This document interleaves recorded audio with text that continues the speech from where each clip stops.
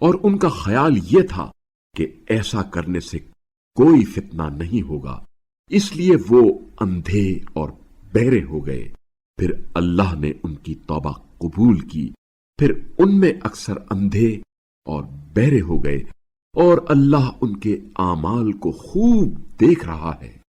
وہ لوگ یقیناً کافر ہو گئے جو کہتے ہیں مسیح بن مریم ہی خدا ہیں، جبکہ خود مسیح کہا کرتے تھے، اے بنی اسرائیل، تم اللہ ہی کی پرستش کرو جو میرا اور تمہارا رب ہے۔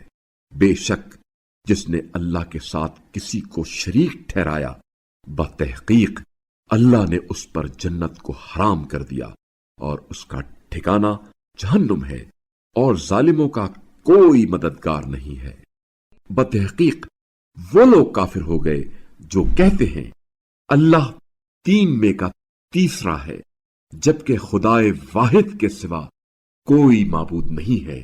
اور اگر یہ لوگ اپنی ان باتوں سے باز نہیں آتے تو ان میں سے کفر کرنے والوں پر دردناک عذاب ضرور واقع ہوگا۔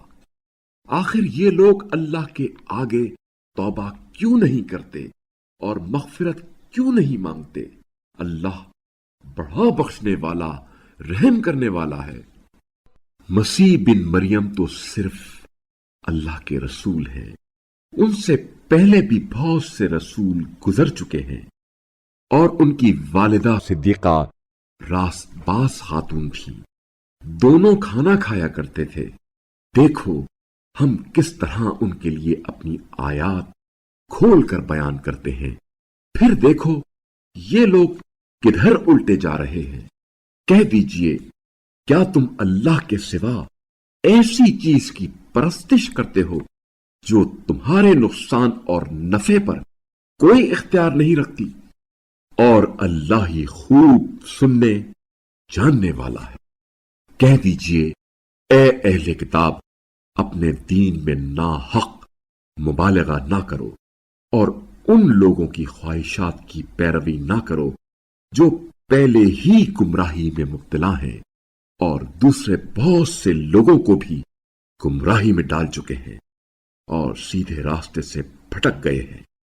بنی اسرائیل میں سے جن لوگوں نے کفر اختیار کیا، داؤد اور عیسیٰ بن مریم کی زبان سے ان پر لعنت کی گئی، کیونکہ وہ سرکش ہو گئے تھے اور حد سے تجاوز کرتے تھے۔ جن برے کاموں کے وہ مرتکب ہوتے تھے ان سے وہ باز نہیں آتے تھے۔ ان کا یہ عمل کتنا برا ہے۔ آپ صلی اللہ علیہ وآلہ وسلم ان میں سے بیشتر لوگوں کو دیکھتے ہیں کہ وہ مسلمانوں کے مقابلے میں کافروں سے دوستی کرتے ہیں۔ انہوں نے جو کچھ اپنے لیے آگے بھیجا ہے وہ نہایت برا ہے، جس سے اللہ ان پر ناراض ہوا اور وہ ہمیشہ ہمیشہ عذاب میں رہیں گے۔